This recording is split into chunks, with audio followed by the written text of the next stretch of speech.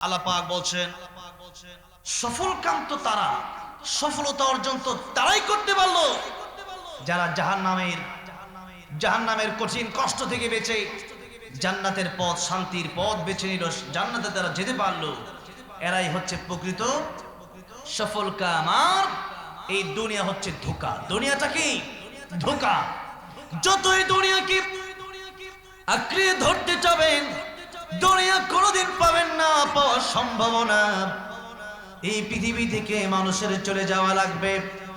ঢাকা থেকে এসেছি আমি, এখানে অনেক জিনিসপত্র নিয়ে আসি নাই, আমার সব কিছু নীলফামারীতে গুছায় নিয়ে আসি নাই।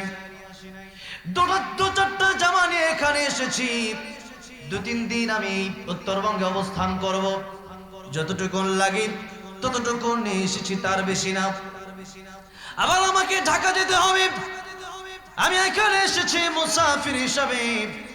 তাই কবি দুনিয়ার ব্যাপারে বলছেন, ইহা हम सब मुसाफिर हैं, वही आखिर ठिकाना, कोई आगे रवाना है, कोई पीछे रवाना।